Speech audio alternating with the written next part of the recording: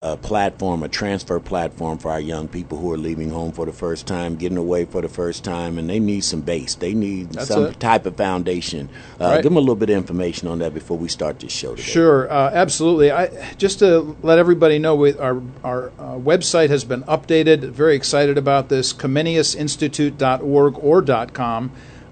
You go there, you're going to find all kinds of connections to radio interviews I've been doing this summer, to video connections, all kinds of things with our students, essays, blogs, you name it, it's there. Also, of course, we're always interested in helping other people know about our process and our ministry, and that is specifically we're looking for patrons. It'd be lovely, for instance, if somebody would support the radio show for the full year, or for half a year, or for a month. Just highlight that to me, echo1957@gmail.com. And we'll get you set up with that. Comenius, of course, John Amos Comenius, the famous Moravian pastor of the 17th century, who actually believed women should be educated, as well as teaching all different kinds of strategies for learning. He was the man who brought together what we now know as the encyclopedia. Wonderful stuff. We're looking for truth wherever we find it. And HB, we do this every week in Proverbs. And we do it every week between 10 a.m. and 12 p.m. Eastern Standard Time. And you gave me so many segues, I don't know what to do with myself, because we're talking about women in education. And we have a great educated lady coming in today, yes, we do. Chandra Samora, also a survivor yes. of abuse. And we are going to be hosting the show today, talking about protecting those who cannot protect themselves. And that will be the topic matter today on Warp and Wolf Radio. We're going to get into our little music, jazz interlude, as you like to say. And when we come back, we're going to start talking about protecting those who cannot protect themselves. What is your obligation? And we'll be right back. You're listening to Warp and Wolf Radio on the Cool Groove site. RadioNext.tv, you are tuned in to the Cool Groove site over here at Radio Next, and we are live. Dr. Mark Echo, Harold H.B. Bell, Warp and Wolf Radio. Great show taking place each and every Wednesday, 10 a.m. to 12 p.m. Eastern Standard Time. And Dr. Mark, we have a great show lined up today. Tell the folks what we should expect. Yeah, we're going to be talking about the issue of abuse, and specifically spousal abuse. But I'm sure that this is going to go into other arenas as well, not the least of which is, quite frankly, the church's responsibility in all of this. That is the leaders in the church and what kind of response they should have to women, principally women and children who suffer in these kinds of settings and situations. We probably need to give a little shout out here to a couple of ladies that have been helping us here lately. I definitely think we should do this. Yeah, so we have brand new business cards here. Got 1,000 of them printed here recently, and just want to give a thanks to Terry Capron, who designed this for us, a gift in kind, which was very generous, and then Denise Gilmore, who did the printing for us at a really cut rate. Really thankful for that. Always grateful for patrons such as these folks who really reach out and do good things, even when they don't have to. You know, it's a wonderful Absolutely, thing. And everyone needs a business card. So if you need some printing, please stop by and let these ladies know that you were heard and you heard about their business on Radio Next and the Comenius there you go. Institute Warp and Wolf Radio Show. That's it, man. How about that? Let's get right into it, man, because today this is special, and we're dealing right now at RadioNext.tv really in a whole melting pot of bringing awareness, mental health, the things that happen when people are mentally abused. So protecting those who cannot protect themselves are the theme of the show. Second hour, we're going to have Chandra Samora, as I mentioned earlier, educator, lady who has been through some very traumatic experiences in her life due to domestic abuse. So we're going to talk to her in the second hour. But going right in right now, we always deal in Proverbs, Mark. And I guess the first question that anyone should ask or would ask is, why should I care about others? And what compels me to reach out to those who are hurting? Yeah, sure. Well, let me just give a specific statement here right out of Proverbs. I'm going to read Proverbs 24, verses 10 to 12. If you faint in the day of adversity, your strength is small. Rescue those who are being taken away to death. Hold back those who are stumbling to the slaughter. If you say, behold, we didn't know this, does not he who weighs the heart perceive it? Does not he who keeps watch over your soul know it? And will he not repay man according to his work? The idea, of course, is that God knows what goes on and the needs that people have, and specifically in the area of justice, we're concerned about these kinds of things. I think about the famous old hymn, Rescue the Perishing. One of the lines reads there, touched by a loving heart, wakened by kindness, chords that were broken will vibrate once more. God knows our motives, and I think that's really an important thing. It's the reason why we do certain things. That's the whole point of Proverbs chapter 24, verses 10 to 12. So if I do good so I can feel good, or do good so others will see me, God sees the motives. The intention must be driven by what we always say on this show, which is do good, do good, do good. Titus 3, there it is. And before we go to this next question, I think that's the misconception with a lot of folks, is that they do good for self-gratification. Yes. When that is not charity. That is self-serving. Absolutely. That's like, wanting to make yourself God, so to speak. Yes. And that's not good ever. So when we talk about justice, everybody talks about justice, social justice. Mm-hmm. What is justice, Mark? Yeah. And where does it? Where's the root of justice? Sure. I think this is such a powerful question, and one that really needs to be revisited about every day in our culture, because this phrase social justice is just thrown about willy-nilly as if it just applies to everything and anything. I found this to be true the last few weeks here in my class, for instance, where we were discussing justice issues, and I would always raise the question, well, where does justice come from? There's got to be an origin for justice. So the biblical basis for justice is that there has to be a righteous standard, and the righteous standard must be a standard outside of ourselves. We call this transcendence, which means outside or separate from or apart from us. And that really is important, because if we're the ones making the decisions, just like you said, if we're the ones who are doing this out of self-gratification and self-glory, there's no good in this. Therefore, there's no good or righteous standard for justice. Now, I need to say something else about the word social. The word social really just depends on who's ever social you're talking about. So some folks can get really tweaked about one issue, others about another issue, some get upset about this or that or the other. What I'm really concerned about is that when we talk about social, we're talking about social across the board, that we're talking about human beings. Doesn't matter who you are, what you look like, what you do, who you're affiliated with. None of that stuff matters. Social justice means that we take care of human beings in a righteous standard that God has established. And that means all human beings. And a lot of times we'll call social a group of people who already believe in the same things, a group of people who go to the same church, a group of people who eat the same food, and we think that's social. And in reality, I was explaining the the Fuller Bill, and the cross-pollination of people that were at this event was like, now this is social right here. This is a social gathering. And I guess the last question that we need to ask in this segment would be, why can't people just mind their own business, and why do people have to get involved? I mean, because that is the answer of a lot of people who do not participate in the social causes of social justice. Yeah. Well, I just have one word answer to that, and that's the word responsibility. Everybody wants to talk about their rights. Few people want to talk about their responsibilities. And so when I think about rights, I immediately think about responsibilities on the other side of this. Both of them go hand in hand. And I'll tell you about one of my favorite organizations ever of all time on this earth, and that's the Salvation Army. I probably talk about the Army more than anything else, mostly because I have this tremendous affinity with them. All the different kinds of stories that I've heard in various places and ways, specifically from a captain in the Army, actually, that we knew before she was promoted to glory. I remember Joyce's comments and stories and wondrous goodnesses about what happens at the Army. In fact, HB, when you were over at the house, maybe you saw it, I don't know if I pointed it out or not, but there's a big poster-size picture frame above our door coming in the door, and it's a 1918 World War I poster, a real poster from World War I, highlighting the Salvation Army. And before Joyce passed, she said to me, Mark, what do you want from my house? And I said, I want that poster. It reminds me of you. It reminds me of the good work that the Army does. So everybody listening, you want your rights? Fine. but make sure that you dovetail that with your responsibilities. Well, on that note, I think we need to take a commercial break and hear some more music. We'll be right back. You're listening to Warp and Woof Radio on the Cool Groove site. RadioNext.tv, we are live, Warp and Woof Radio, Comenius Institute-sponsored show each and every Wednesday, 10 a.m. to 12 p.m. Eastern Standard Time. Dr. Mark Echo, Harold H.B. Bell, and we're in the house today, and we're talking about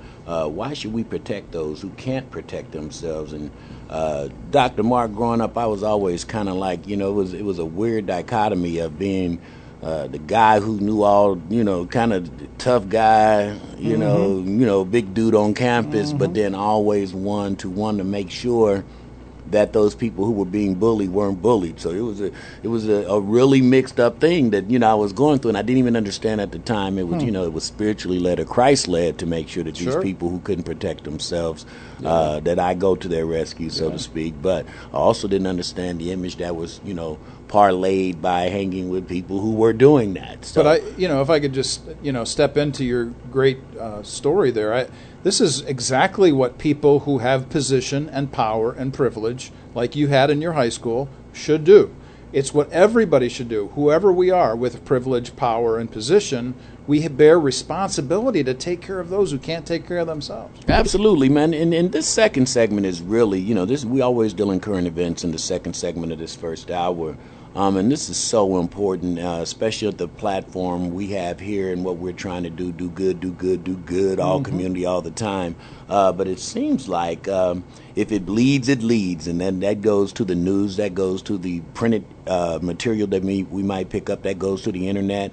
If it's disastrous, let's talk about it. Yeah. Why is it important, though, that we are able to transfer good news to see the works of and the results of people who are putting in their work? I think we can't complain about news coverage if we're not creating good news coverage. I always try to post things that are positive on the site. I don't go after anybody. I'm not complaining about things. I'll point out prophetically what I think needs to be mentioned. But this last week, for instance, I noted a story from North Carolina.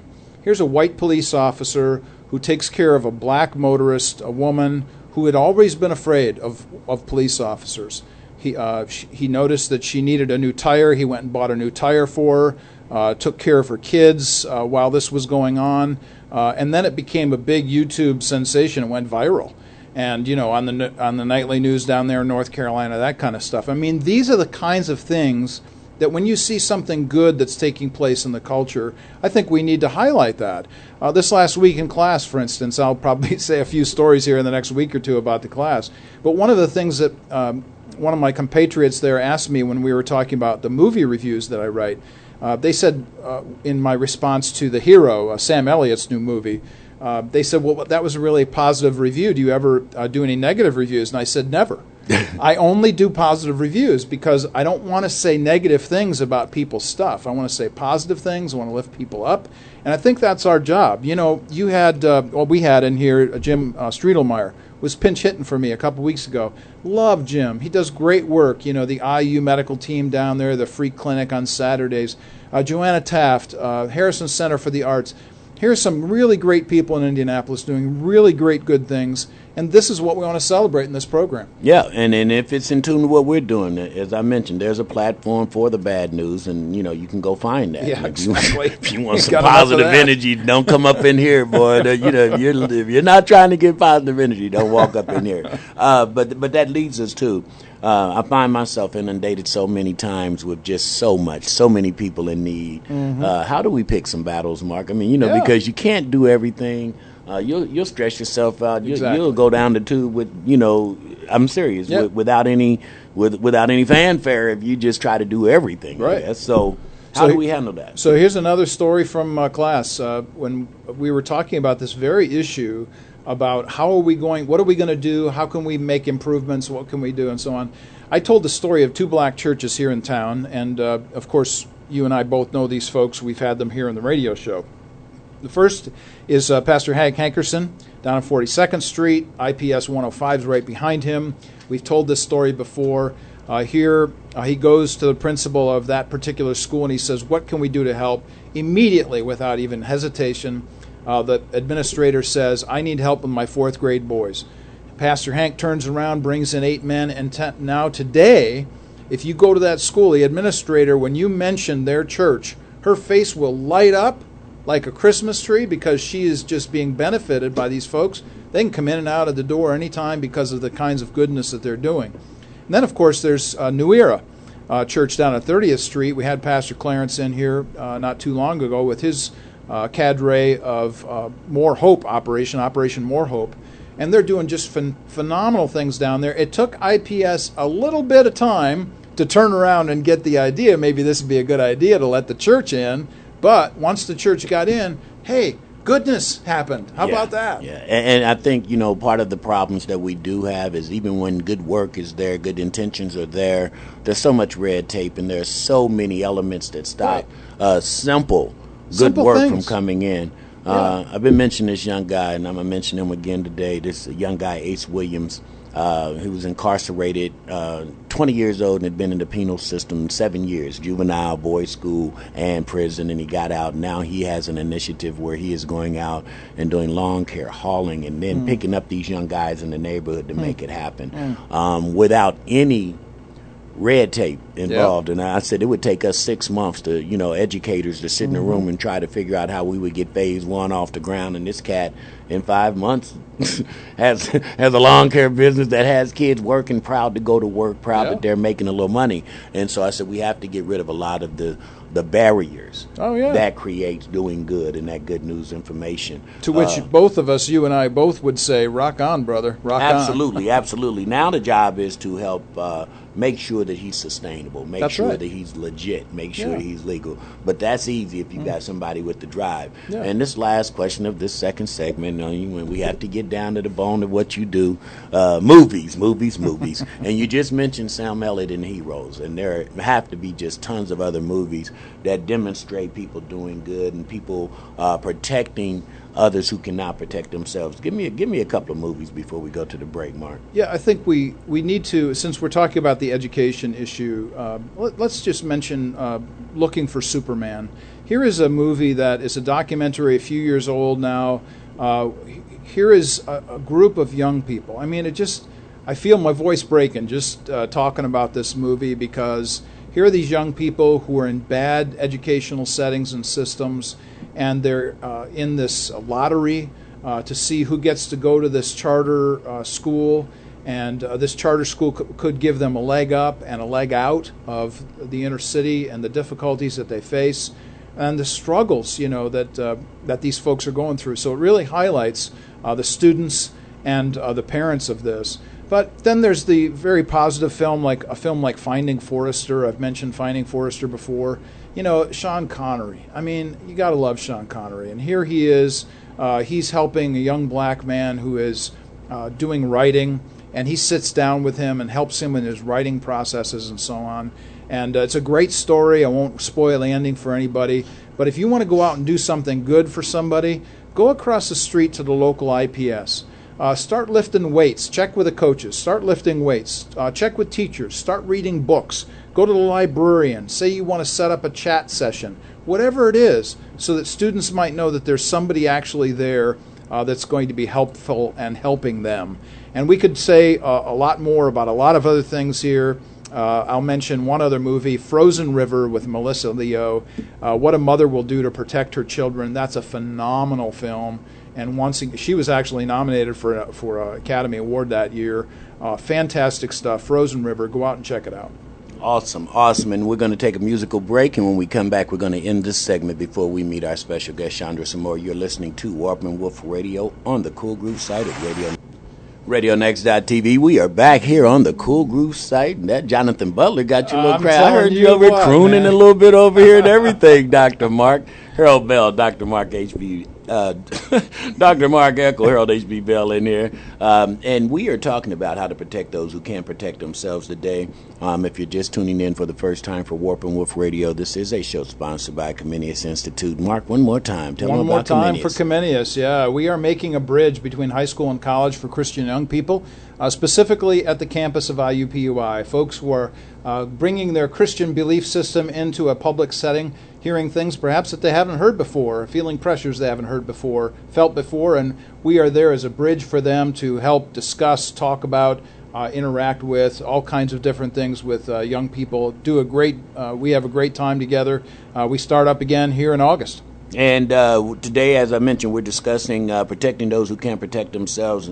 Early on in the first segment, we were talking about what is it and why. Then we got into the current events and finding out, ways that are being manifested now to highlight doing good works. And now we're talking about the now. Yeah. How do we get our community engaged, especially our Christian community engaged in protecting those who can't protect themselves? And I'm a big proverb guy. That's kind of where my residue of how I live comes from. Is trying to just live by the principles of proverb. Yeah. And the Bible talks a lot about protecting widows and orphans.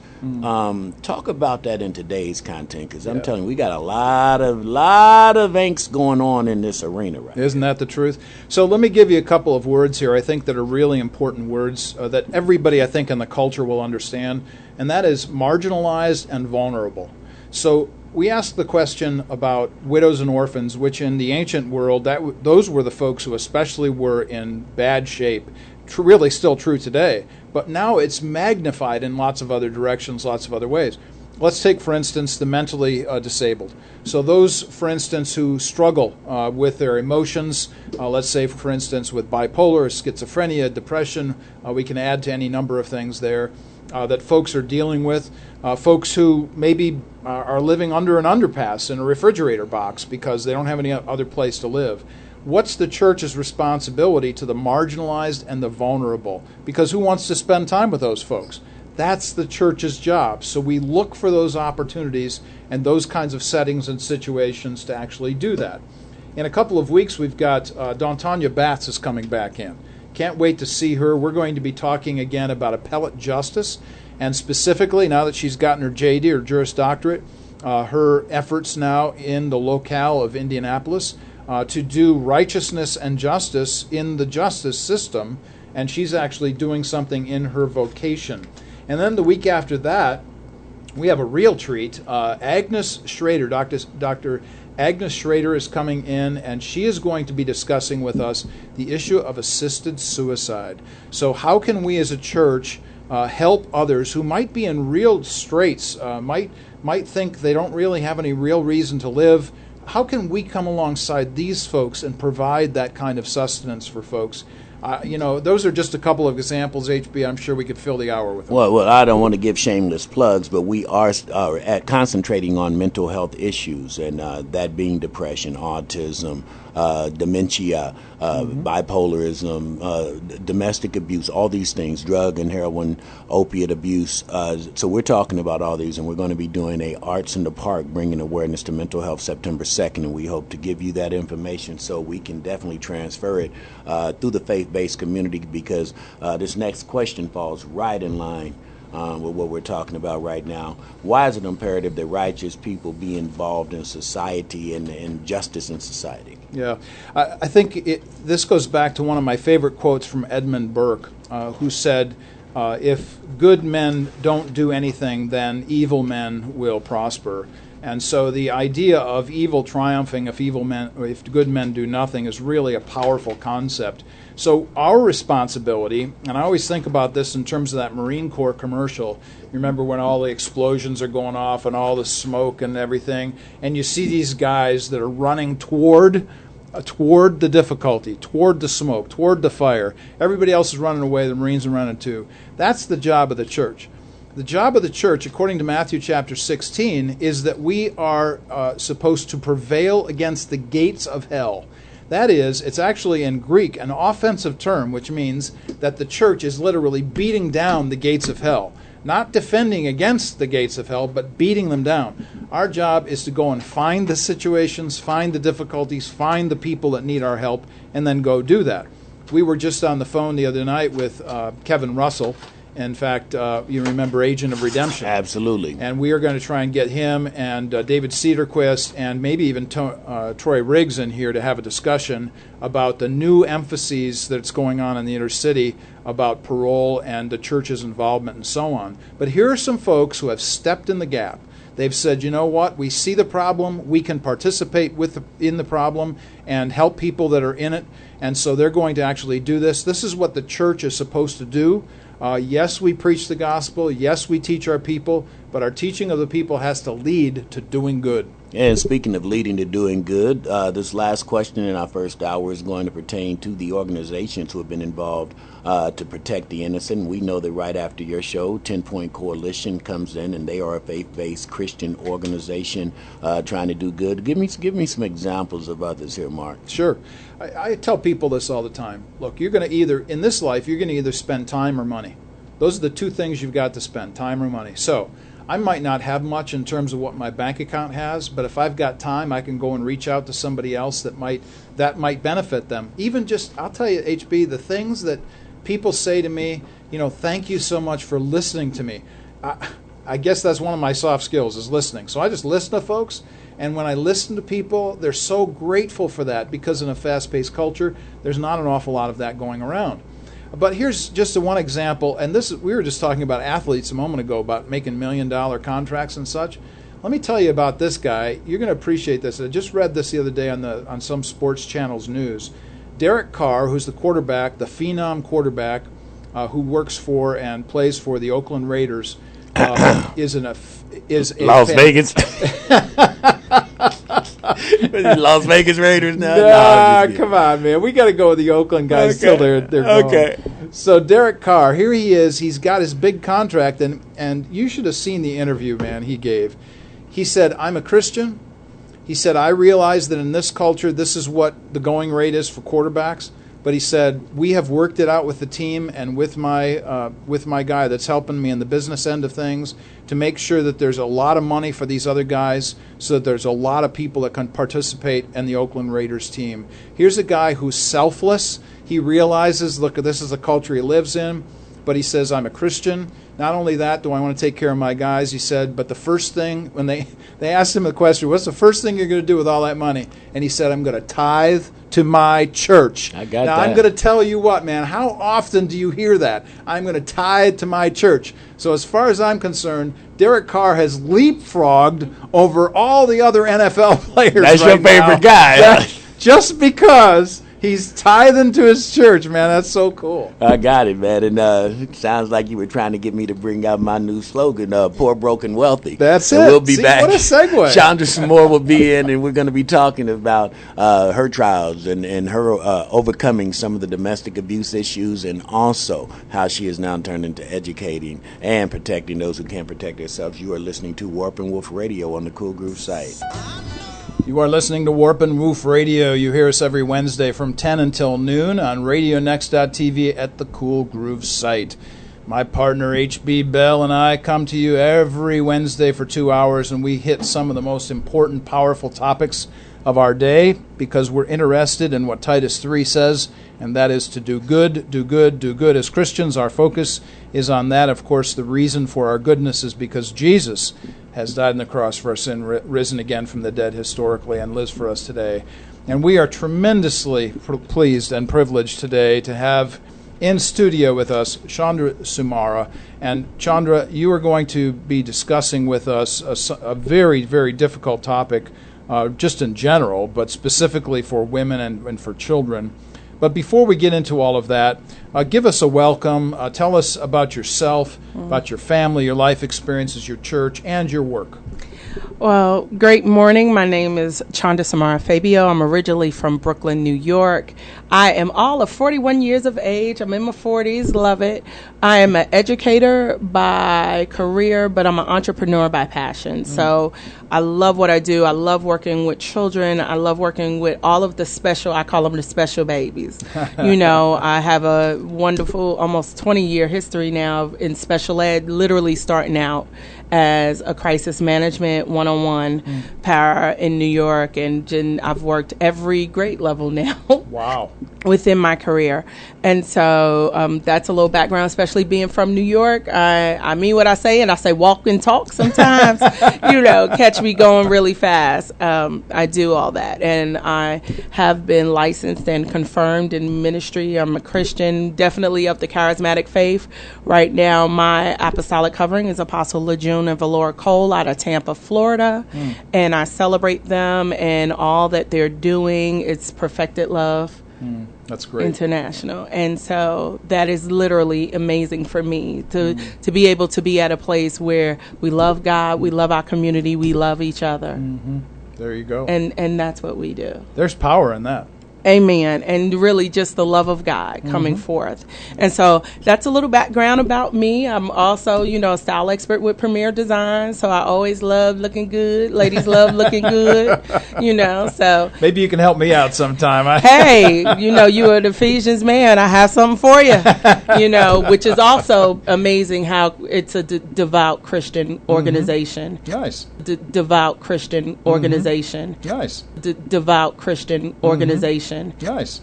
Devout Christian organization. Nice. Devout Christian organization. Nice. Devout Christian organization. Nice. Devout Christian organization. And so that's a little background about me. Excellent. Well, I hail not too far away from you, actually. I grew up in Syracuse, New York, just 5 hours in the interstate there from New York City. I mention that only because there are not very many of us in the central New York area, or at least in the New York State area, that actually live in Indiana. So welcome there, fellow New Yorkers. But you know what's funny? I've met several. That's been funny. And so when I first started my college career, I went to SUNY Oswego. Okay. So right there by Syracuse. Right off the water, and was like, I can't take it. It's cold up here, Bobby. Especially in the wintertime when you're getting hit with feet of snow, not inches. My birthday's in September, the 11th, and when it's snowing on my birthday, there was a problem. All of those out there who love snow, well, you're talking to a couple people who grew up with it, so there it is. Right. Well, we are really grateful for your presence. Let me just kind of hit one of the things, at least, that you were discussing before we jump into the issues of our day, and that is your educational background. I was really struck when you and I first met one night at the Avondale Y as HB was doing a program down there. Your background in education is really quite something. I'd like you to unpack that a little bit more for us and talk to us a little bit about the importance of what you have done over all of these years, specifically in special education, specifically for these young people who desperately need help in areas that the rest of us, we think in terms of normal. We ask the question, what is normal? Yeah, right. Exactly. Right. Well, literally, I'm the child of two people who were older, and my father was an entrepreneur, never made it to junior high school, though, because they were older and he had to work. My mom had went back, and she actually obtained her associate's degree from Hunter College back in New York. However, was sent to private school. Parents wanted to make sure I was protected. Mom worked in the Department of Ed and wanted to make sure her daughter had a good education. And in that good education, enrolled in SUNY Oswego and didn't really do too good while I was there. And enrolled in another school and didn't really do too good while I was there either. And ultimately found a right program for me.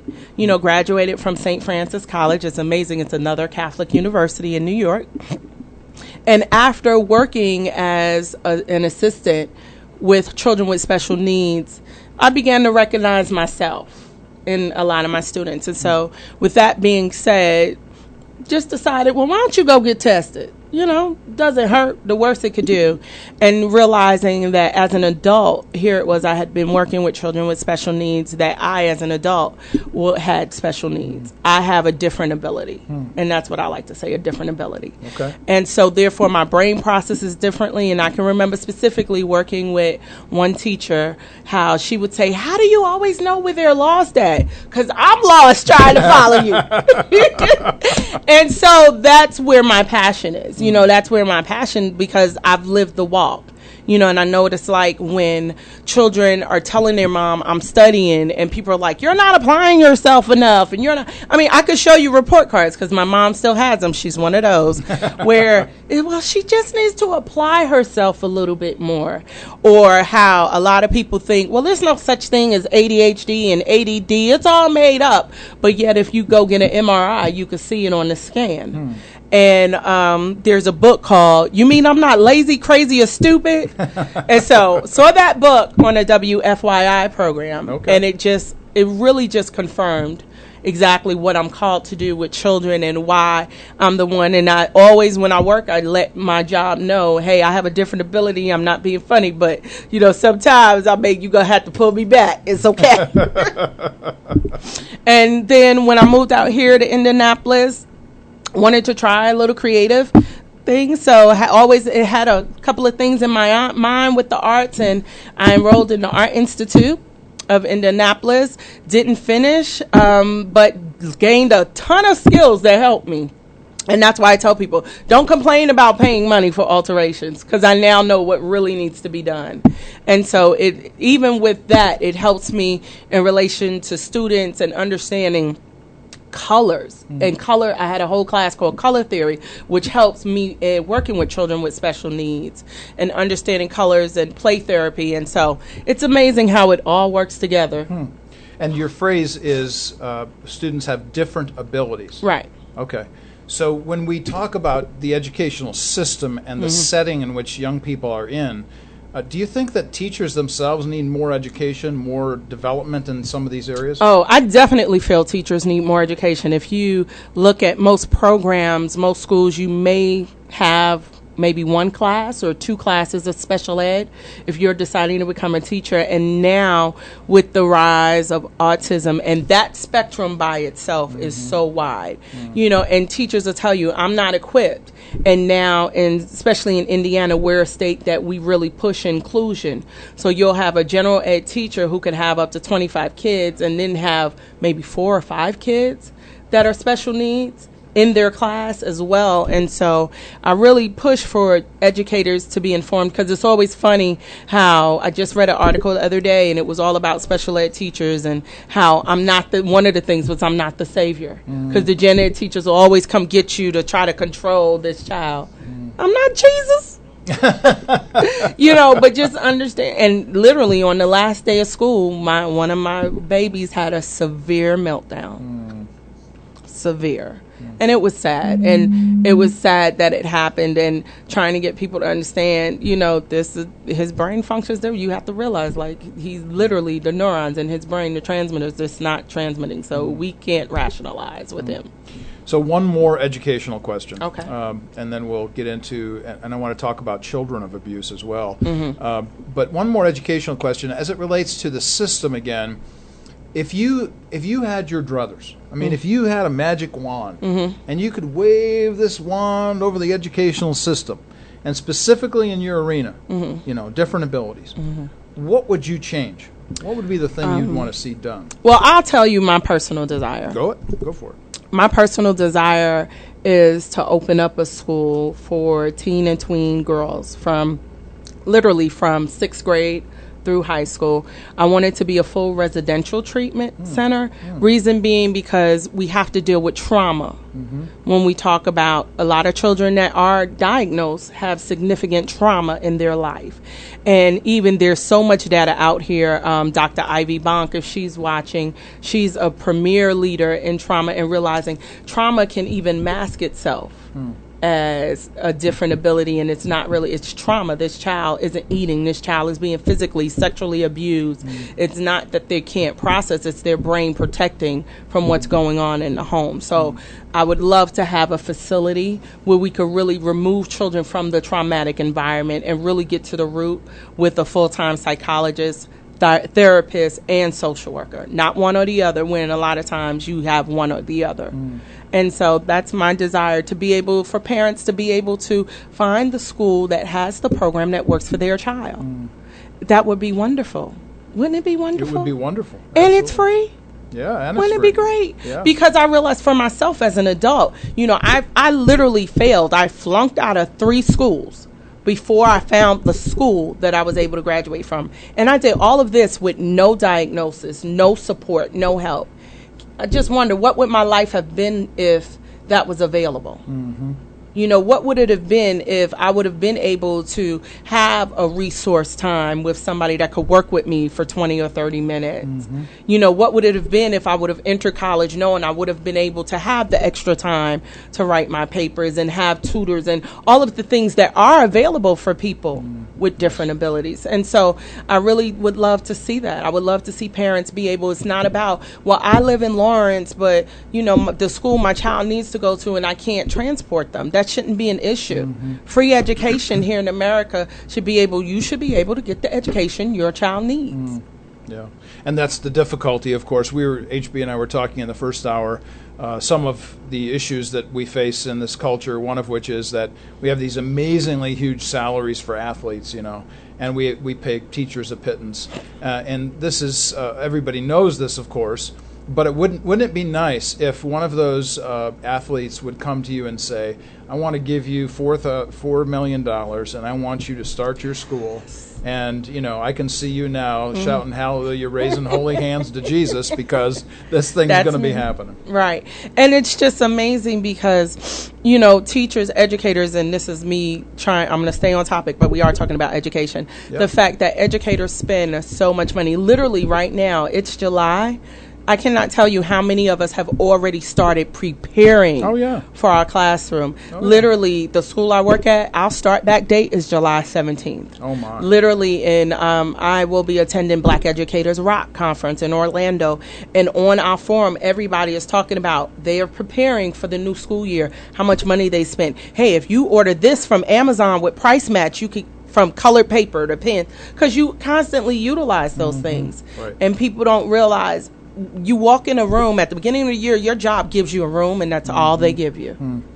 So once again, folks, if you're listening to this discussion, to the issues that we're facing in this culture, the concepts of position and power and privilege, then those are various, you know, positions and powers and privileges are various kinds. They're not just one sort. So if you have the wherewithal to do something about things like this that would be beneficial to other folks, such as different abilities children that would need a school, you know, an athlete that could put in $4 or $5 million into a school. I mean, wouldn't that be a great legacy for somebody to leave behind? Well, when we come back, we are going to be addressing the issue of abuse, and I want to segue when we come back into the question of what kind of abuse situations do you see in children coming into the educational setting, and then we also want to hear about your story and the emphasis that you've got in your life. You are listening to RadioNext.tv at the Cool Groove site. This is Warp and Woof Radio. We will be right back. And we are back. You're listening to RadioNext.tv at the Cool Groove site. This is Warp and Woof Radio. We come to you every Wednesday from 10 until noon. My partner HB and I bring you all kinds of updated, practical, relevant, and very interesting topics to discuss. Just a shout out for those folks who are going to be with us next week. Dr. Daniel Watson and his pastor will be here, and we're going to be discussing the necessity of theological depth in the church today and the need for that. And Dr. Watson, a great African-American conservative evangelical scholar, he and his pastor will be in the studio with us to talk about those things next week. But this week, we have a great opportunity to discuss the issues of abuse. And let's come back, Chandra, to the issues that we were just talking about before we went on break, having to do with education. And we were talking about little ones and the needs that they have and so on. Mm-hmm. Kind of pick up there and take it from there. Okay, so one of the things that is really amazing within the African American community, a lot of times abuse is our normal. And that is just sad. Verbal abuse, physical abuse, sexual abuse, and it's the don't talk about it. What happens in this house stays in this house. And you okay? I still put a roof over your head. You know, and so literally within this last year, I've had a couple of situations happen and literally had a parent come up to the school and they shared some things. And in my head, I'm like, you can't say that because I'm a mandated reporter. You know, and It's amazing. I mean, there's so much that goes on. If we didn't have the summer servings program, so many of our children would be hungry all summer. If we didn't provide backpacks, so many of our kids don't. I mean, I can't tell you how many backpacks I've given away, or I've found resources for the children. Children come to school every day, no pencil, no paper. You know, how are we expecting them to excel? And then you have parents that are in and out of jail, in and out of hospital. You know, children that are dealing with parents that are mentally ill, children that are dealing with parents that they were out of the system, now they're back, and in the middle of the year, you see a change in their behavior because they've been placed back at home with the guardian. And so it's just amazing what you see and how everything is scores, but not the child. Yeah. We're not really taking care of people. We're really interested in what the bottom line is. And quite often the bottom line is money, because the scores are going to mean money in one way or another. Right. So let's dig a little deeper just in terms of the young people here and the kinds of difficulties that they go through. What is it that you would say would be the top one or two issues that you see in young people coming into your school settings where they're struggling with the implications of or the outcomes of an abusive setting? Talk with us about that. Well, the biggest issue is poverty, because poverty, and I mean, there's so many studies that shows what poverty leads to. Poverty leads to crime. So now, because of poverty, you're living in a high crime-ridden community, and it could be your daddy and his buddies, like I had when I worked on the South Side, that were running a major drug ring. And I mean, and the trauma the children go through, being forced to steal, being forced to be mules, being forced. I mean, that's traumatic trauma, with even in poverty still not having the resources. Like, it's amazing. You know, it's amazing. Sexual, verbal, physical, you know, oh, that's just how we talk. And I know sometimes I say that because I'm loud and from New York. I'll be like, that's just how I talk. But I'm getting better. Okay. You know, because it's accepted. It's just, we just different. You know, you hear all of the excuses, and then there's organizations like, I love the school I'm at. I love the fact my leader was like, we are going to love on our babies. Give some love to your school. You know, and so. What's your school? Kendesi Academy, the old IPS 69. There you go. And so I love the fact that, you know, she was really adamant about, you know, just expelling the kids isn't going to change what's going on. You know, and it was hard for some of us educators to swallow that pill, because sometimes it's like, look, I got enough problem in my classroom, this one got to go.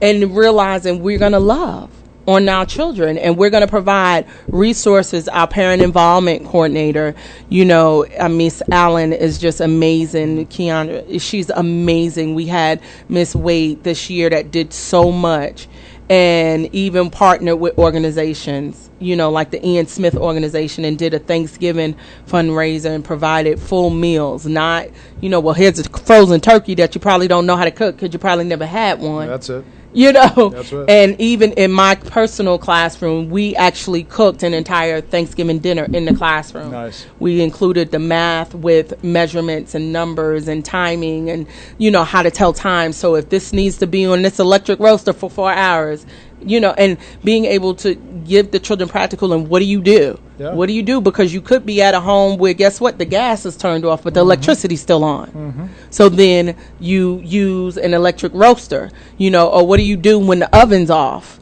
for the kids, and being able to provide resources and teach them this is what you can do. Those are wonderful things. I always love, as an educator of over 30 years, I love to hear people say, yeah, this is the praxis. This is how we put theory into practice. And to talk about math skills in cooking Thanksgiving dinner just warms my heart. That's a wonderful thing. Well, let's get to your story in particular, because I think this is really important and powerful, and one that I think often in the church gets shoved behind the door. We don't want to talk about these things because they're too difficult. We think we're all supposed to be righteous and wonderful and perfect and good, and nothing could be further from the truth. So tell us your story. Just take it from there. Okay, so in the spring of 2014, my car gave up the ghost. and a friend said, Reverend so-and-so can fix your car. So, okay, so said individual came by, fixed the car. We had a couple of things in common because he's from the East Coast. He's from D.C. So he said D.C., and I said Chocolate City. And he was like, what you know about Chocolate City? So it created a kind of, commonality where normally the guard be up, it's like, hey, we were able to relate. Long story short, wind up not listening to wisdom. Okay. Person presented to be everything I ever wanted, especially because, like I said, I'm 41, so I was older. And at that point, when I'm single, meeting people, men are saying, well, my children are grown. I'm a grandfather. I don't want any more kids. And meeting someone who was like, yes, I want more children. Because what they do and what he did, and I say they in sense of, because I've come to the conclusion, and this is my own personal, that this person has a personality disorder based upon all of the resources I have by working with children with mental issues, working close to therapists, working on my own healing, that they find out what you want and then they present it to you. So my thing is always now, I always tell women, when they be like, well, what do you want in a guy? What do you like in a guy? And they always say, well, you should tell them. They should know up front. My thing is, I don't tell. You have to learn, because I'm not going to allow you to paint a picture for me. And that's what happened. Painted a picture. I'm retired, security, I mean, everything. And literally what happened, everything with this particular person was a lie. We even went through counseling, found out, I have an issue. I always tell everybody, when somebody shows up to counseling now and they say they've been divorced, I want to see the papers. And I suggest every leadership do that, because come to find out, this person was still married. Oh. And, literally. He was still married. Literally got married in another state, so it wouldn't have mattered. Now I understand. He kept pushing, let's just go ahead and get married. We're not getting any younger. It doesn't matter. Da-da-da-da-da-da-da-da. Right? And so, and just realizing life is meant to be lived, and I'm that free-spirited one, like, okay, and he's, and I brought him before the leadership of my local assembly. I brought him before everybody that I entrusted. I didn't hide him and then secretly run off and get married. Okay. And so was okay, literally was like, we're going to get married next week, Friday. And there were so many things that happened, and that was me, the control happening then. The subtle manipulation, the subtle, this is what it's going to be from that individual. And got married, literally right into the marriage, had a miscarriage immediately. Then I had issues. I had female bleeding for close to 2 months. So I'm a newlywed. I'm married to the one that's supposed to be the person of my dreams, but I'm bleeding every day. And I'm crying because I was the woman. I never had an abortion. I always, my mama raised me old school. You wait, and if you're going to do something, you protect yourself, because he can always get up out that bed and walk away. And so that was really hard. And in the midst of that, well, he decided we weren't going to stay at the church we were at. And so in the midst of that, we transitioned to another place and was at the other place. And then this is that. And mind you, I'm still bleeding. I'm still this. Oh, I own my own home. No, you don't. And so literally while I was laying in the bed in pain, the management company came by. Oh, my word. And so, so then that's a lie. This is a lie. That's a lie. Laying in bed in pain, and this person's still demanding sex. And I'm still bleeding every day. Bleeding every day. And when I'm like, I can't, it's an issue. And I'll never forget how he blew up the one time.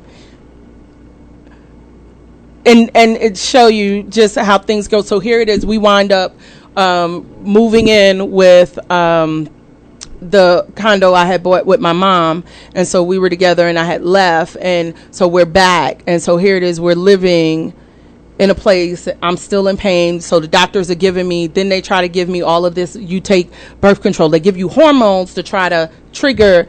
And so I thought I was pretty good, to be honest. I thought I was pretty good with all the amount of medication and progesterone and all of this other different hormones they put me on. Then so we're there and having issues, and lo and behold, everything is coming out. as every single day, every single month, things are happening. If I didn't answer the phone right when he called me, what were you doing? If I went out, it just got to the point it was just unbearing. And I'm having to say, take a chill pill, and so that didn't work. And then, he's like, well, we got to move. We need our own, because in my head, if I could have my mama and my husband and we could live like how Eastern cultures do, sure, that makes a lot of sense to me. And that's one of the things Western society really tries to separate. And I'm big on, let's have family together, let's do this. But really just didn't want to work because he couldn't be in control. Mm-hmm. You know what I mean? Yep. And so therefore, no control, no ownership, no. And in the middle of January, so by then, the doctor had just cleared me in December to go back to work. And so I went back and I started substitute teaching, which is one of the things I tell any teacher you need to do, because you'll get to see how good your lesson plans are, how good the school is, but that's a whole nother sidebar. And in the middle, and that particular January was really, really harsh. And how, well, you need to get up and come with me to find this place. And I'm saying, I'm not looking for a place in the dead of winter. That's not happening. I'm sorry, I disagree with it. And so then it started, and I'll never forget one of my neighbors coming over, because it was never just a nice, simple disagreement. Mm-hmm. It was never, hey, I'm sorry, I disagree with that. It was always escalating to he's screaming, this and that.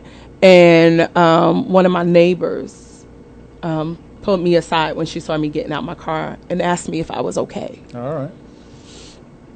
Because she could hear, the language, and she was concerned, and she said to me, how, I really thought he was a good guy, but I hear how he talks to you. Mm-hmm.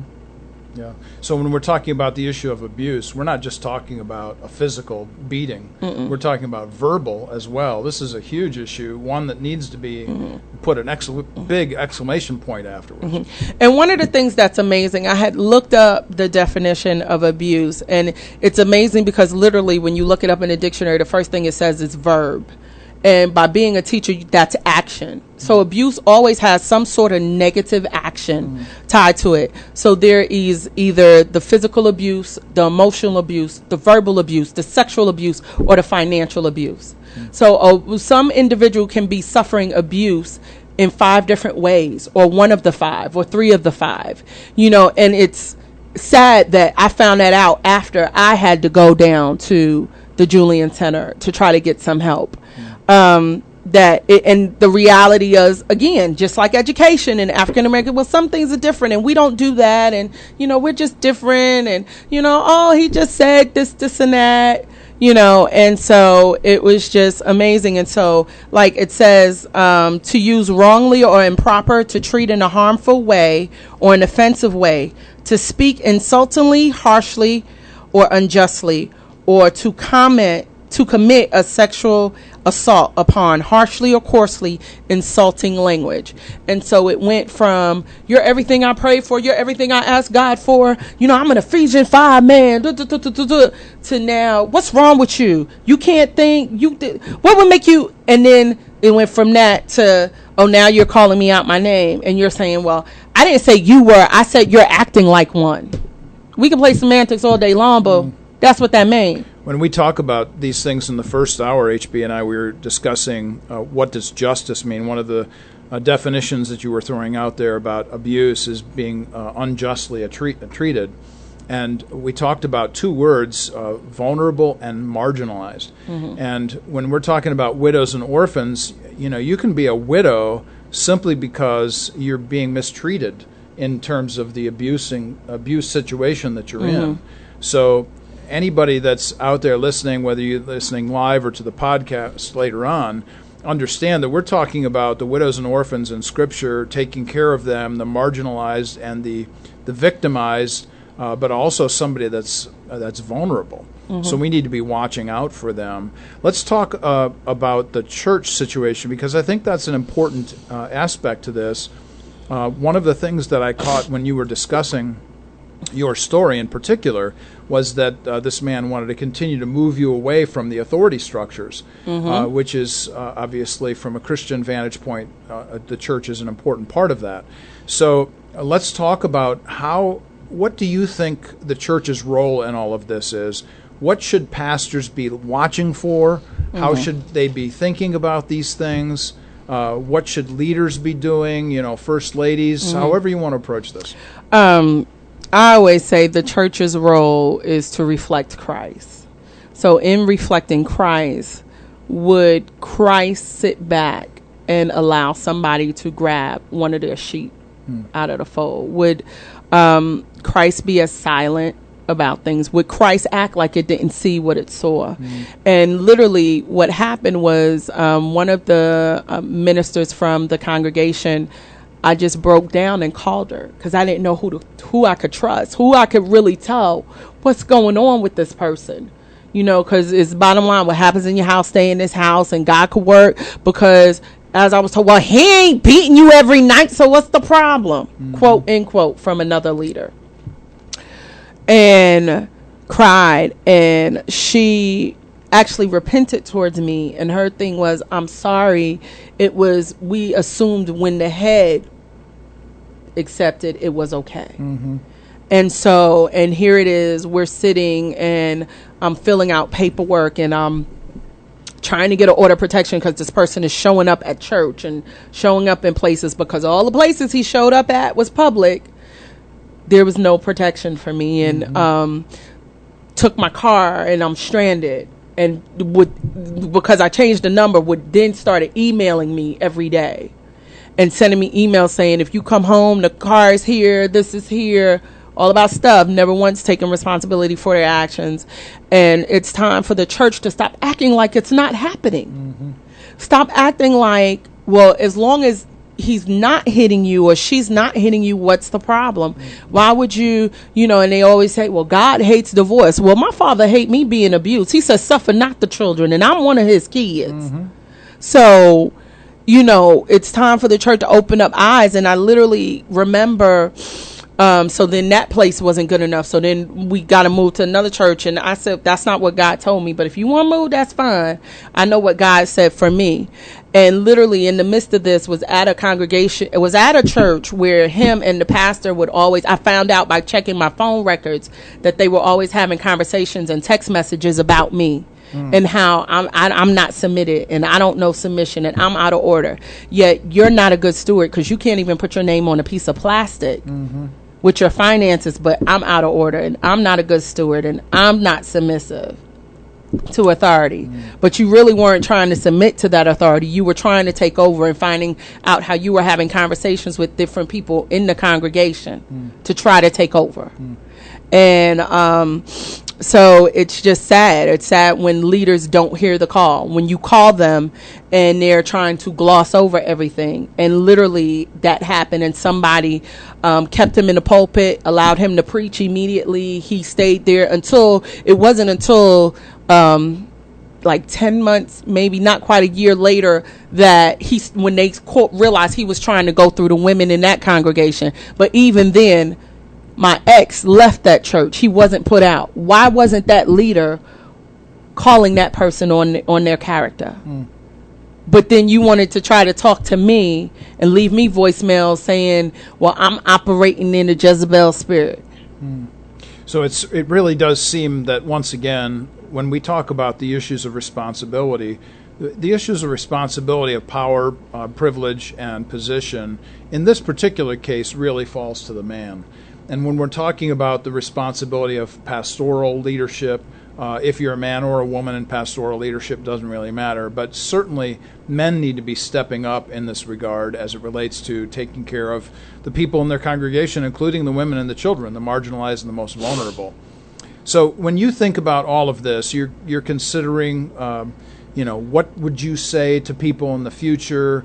What would be some wise words that you would give to folks? Hey, these are some things I learned about this. What would you tell them? That whole, well, if you know he the will of God and she the will of God, go ahead and get married thing. Don't do it. Don't do it. Especially because for me, I had to overcome my own pride because this is my second marriage. So, and being in ministry and being, you don't want to fall. And you're right. Wisdom is the principal thing, Abigail. That wisdom, having wisdom and being able to wait. And my thing was, because I brought him around all the people that I were accountable to. Sure. In my head, if everybody was in agreement, but now I'll tell anyone, wait. Wait. Because literally, and when you go to the website lovefraud.com and it talks about narcissists, sociopaths, psychopaths, what they do is a term called love bombing, when therefore they present everything you ever want. They find out what you want, then they become that person and they bomb your emotions with what you think is love, but it's really just euphoria, and get you to make decisions that aren't best because you wouldn't have made that decision naturally. And even when I had even broken off the engagement because of a crazy situation that happened, what this person did was they reached out to everybody around me. They reached out to my mom, to my leader, to my covering, and was manipulating them. So now I have all these people saying, well, nobody's perfect. And he just was, making excuses. But I knew then. And I should have been able to stand strong enough. So I definitely tell women in particular, because God created male and female. God created female as an answer to male.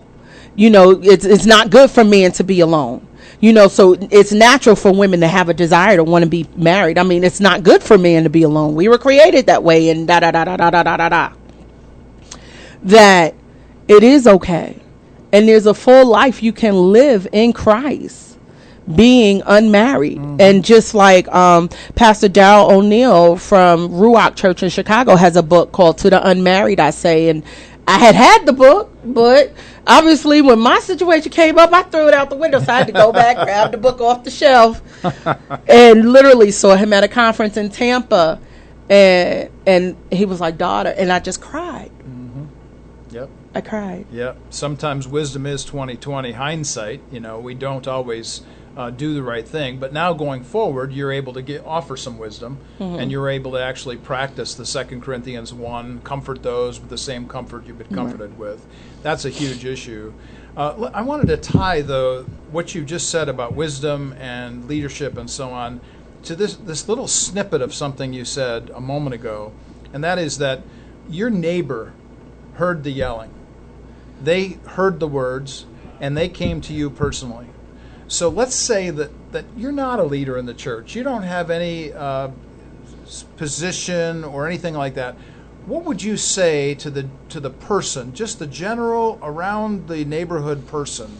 How do you help women and children in these kinds of settings? Well, it's so funny because it's almost like anywhere I go, they're illuminated to me because I could see, I could see. It's just amazing, and talking to them. And the biggest thing is for myself, I didn't really have anybody I confided in. You know what I mean? Because what happens in this house stays in. My parents are older. My mother drilled that into us growing up. And then, so I had to break down. And so my advice, even when I was there for a girlfriend here a few years ago, and I'll never forget her. She called me in tears, and I wasn't married at the time, and she was all upset. And I'm like, sounded like she was whispering. So I'm like, are you whispering? And she's like, I'm in the bathroom. And I'm like, well, what's wrong? And she's like, I just want peace. And then to find myself in that situation. And I know what it's like to hear what's not being said. And the church, especially in the Midwest, is very old boys club. Boy could do no wrong. Literally, he was able to go through 3 different congregations because of already being licensed, and nobody ever questioned his character. He never sat for a minute. He never learned the culture, none of that. But that's crazy. We need to have more honest conversations about recognizing abuse in all its forms. And people say, well, even the last place he was at, because I called the leader and I wanted to clarify, because it's still an ought against the body. The enemy is an accuser of the brethren. And if you and I have an issue, I'm going to lay my gift down and talk to you. And I'm finally at a place through my healing process to talk to you. And just like, let's have an honest conversation about it, and then realizing some people really don't want to have that conversation. Yeah. And that's scary. So the good thing is I'm able to be an ear. I also know that it's not going to be perfect. And that person, as much as everybody say you need to leave, may not be ready to leave. Mm-hmm. Because who doesn't want their marriage to work? Right. I mean, in today's society, they tell us, well, the marriages in the church are just as much as the marriages in the world, and that you don't want to be a statistic. So it only makes you, I'm going to fight for my marriage. You can fight for your marriage, but you can't change the will and the character of another individual. Mm-hmm. Yeah. All of this is powerful, powerful stuff. We just have a couple minutes left. If you had 2 minutes to tell everybody something at the end of this show, just kind of clarifying or giving another example or giving us some resources, whatever you want to do to help us in this regard, what would you say? I would definitely say that every leader, every person, period, need to purchase a book. It's called Deliverance and Mental Health in the Church. It's written by Deandra Bolden. Having that book really opened my eyes to understand that it's real. And mental illness, because most people that are abusive are either narcissistic, sociopath. They fall in those personality disorder lines. Definitely understanding you can't just say come out. And even he had went for a deliverance session, and so that's another reason why I was fooled, because he went for deliverance. The next thing would be to get with Sozo Health. And I'll put everything, I'll give you the spelling and everything. They are doing a certification. They're based out of South Carolina. Okay. Is a therapist and a minister. They are doing a certification specifically for leaders to understand mental health issues. Okay. Because what's happening is people are coming to church, and yes, they're anointed. Yes, they're called of God. But there's issues in their humanity, in their emotional well-being that needs to be dealt with. Mm-hmm. And within the body of Christ, we have to deal with it. We cannot just sit back and be like, well, they don't want to stay delivered, because ultimately this person, well, I paid the rent, and he, to this day said everything. He was calling people through Facebook Messenger. I hadn't even told people I left. So he was like exposing, because that's how ashamed I was. And I was couch surfing because I couldn't live anywhere because you took the car. You took my transportation. So I couldn't even go back to the condo that I had because it was too far from the place where I work and couldn't get there, even on public transportation. I'm a New Yorker. I thought about it, and there was no bus. These are huge issues, ones that are not simple to overcome.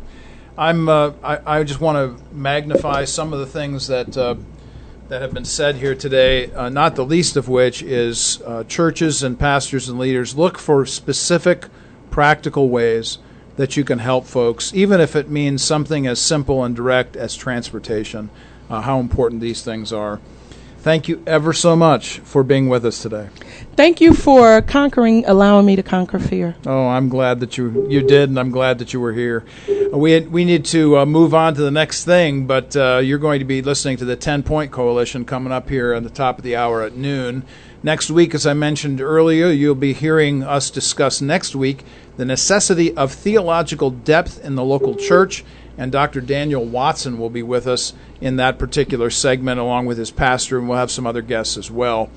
You're listening to RadioNext.tv at the Cool Groove site. This is Warp and Woof Radio. We come to you every Wednesday from 10 until noon, and we are glad that we can offer some inspiration and specifically some depth into the understanding of the book of Proverbs and how it applies to real life. And for all of those of you listening, do what Titus 3 says, do good. We'll see you next week.